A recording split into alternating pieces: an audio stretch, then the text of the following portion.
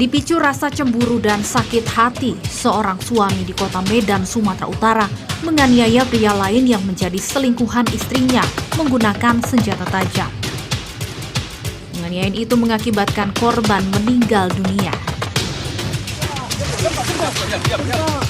Mendapatkan laporan, polisi pun bergerak cepat menangkap pelaku hingga ke kebun jagung di Kecamatan Medan Selayang. Pelaku yang bernama Anwar Tarigan tak berkutik saat diringkus unit reskrim kepolisian sektor Medan Tuntungan. Peristiwa berawal saat pelaku memergoki riwayat percakapan sang istri dengan korban. Pelaku kemudian mengambil sebilah pisau dan memburu korban di rumahnya. Begitu bertemu, pelaku langsung menikam korban dan langsung melarikan diri. Mengetahui korban bersimbah darah, warga membawa korban ke rumah sakit. Namun nahas dalam perjalanan, korban meninggal dunia karena mengalami sejumlah tusukan senjata tajam di bagian dada.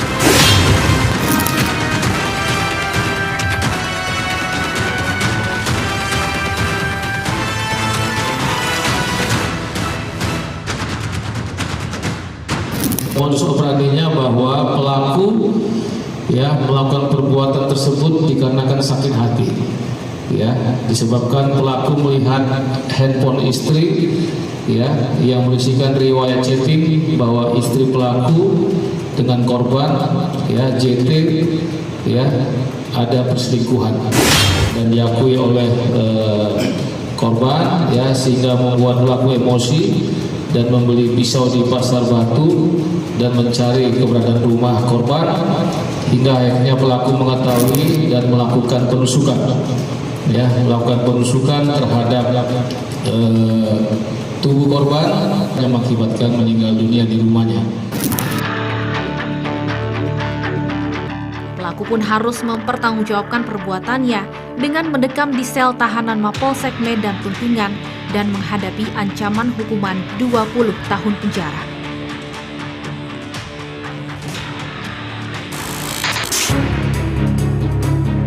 Malang nasib pria berinisial AM 54 tahun di Kabupaten Bone, Sulawesi Selatan.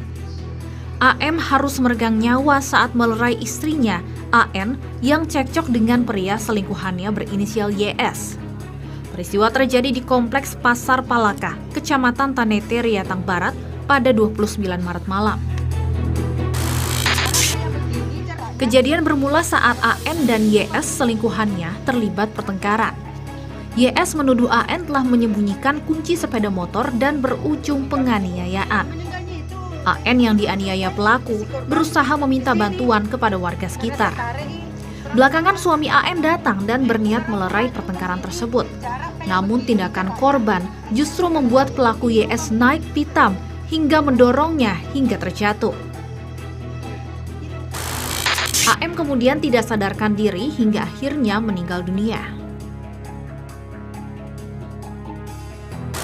Setelah pergi menagih, ngari suaranya istrinya bertengkar sama si cowoknya.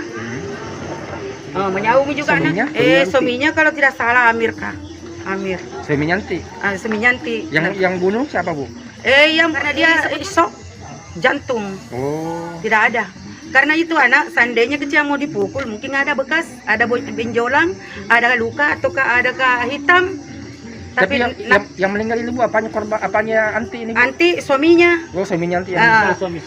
Suamisanya yang bertengkar itu pacarnya. Gara-gara pacarnya. Atas kejadian tersebut, istri korban melaporkan YS ke Mapolres Bone untuk penyelidikan lebih lanjut.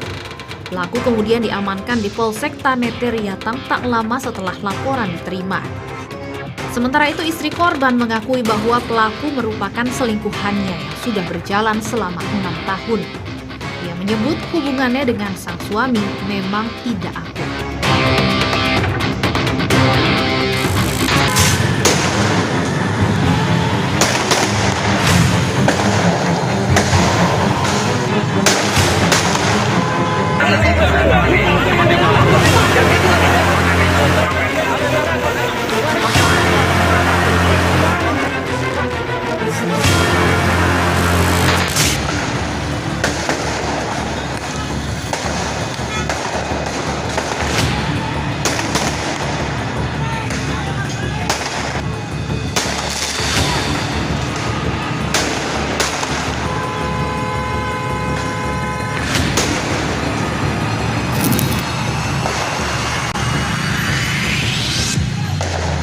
Ketenangan bulan suci Ramadan dinodai dengan aksi tawuran yang mengganggu kenyamanan warga. Beberapa aksi tawuran di sejumlah daerah bahkan terjadi di jelang waktu berbuka dan jelang sahur. Di Jakarta, 2 kelompok remaja terlibat tawuran pada 31 Maret 2024. Kedua kelompok remaja saling lempar petasan di Jalan Kramat Raya, Senen, Jakarta Pusat. Tak ayal bentrok antar remaja ini mengganggu pengguna jalan. Para pengguna jalan harus menghentikan laju kendaraan atau memutar arah. Tawuran yang berlangsung selama 1 jam akhirnya dapat dibubarkan oleh polisi yang datang ke lokasi. Kedatangan polisi membuat pelaku tawuran lari kocar-kacir. Mereka membubarkan diri dengan menaiki sepeda motor. Menurut salah seorang warga, tawuran diduga berawal dari salah seorang yang memprovokasi. Provokasi kemudian menyinggung satu kelompok yang hendak membagikan takjil. Bukannya bersabar, para remaja malah membalas provokasi dengan saling serang. Melihat doang. Rame bau tadi yang ikut tawuran. Rame banget dari sebelah sana ada, sini ada, udah tepung aja. Itu anak-anak muda apa gimana? Anak muda, anak sekolahan. Mereka pakai motor semua ya? Iya, pakai motor. Orang tadinya bagi-bagi takjil doang. Tadinya bagi-bagi takjil. Kok bisa jadi tawuran gimana, Bu? Tahu? Oh, ada yang ini, salah satu mungkin ada yang ngajak kayak gitu berantem. Ya, mungkin untuk jadi panas. Itu pakai apa aja, Bu, tadi? Pakai petasan ya? Petasan. Oh, resah nggak sih, Bu, tawuran kayak gini? Ya, nggak kebetulan. Kebetulan, Om. Takut juga, Bu, ya? Iya, takut kena rumah, kan udah kebakar juga. Tadi ada juga Mbak katanya kena kakinya. Bang bakso aja lari, saya mah diem aja sih. Sebelumnya tawuran juga terjadi dengan dalih akan membagikan takjil. Saat diperiksa polisi, pada kenyataannya para remaja berkeliling mencari musuh untuk tawuran. Aksi para remaja ini menimbulkan ketakutan warga karena saling lempar petasan yang sangat meresahkan. Usai tawuran, arus lalu lintas dari kedua arah kembali normal.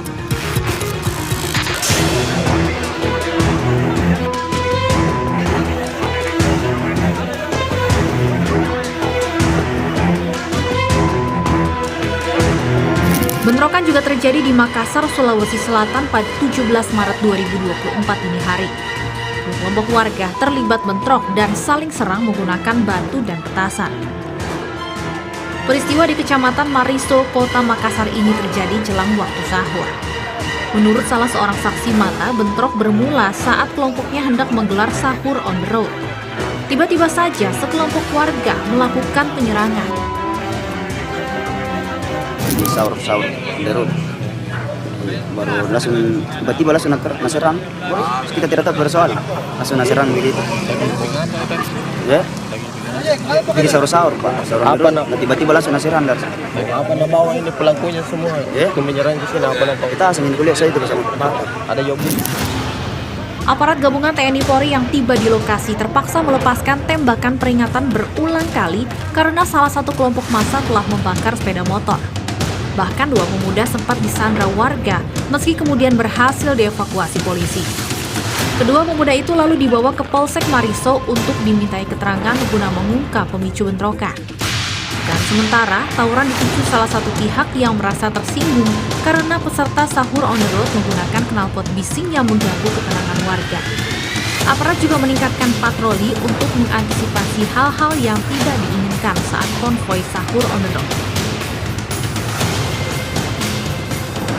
Kita lakukan monitoring, kita juga akan lakukan sesuai dengan yang diberitakan oleh Bapak Kapolres maupun Bapak Kapolda Sulsel bahwa untuk saat ini kegiatan sahur on the road dilarang.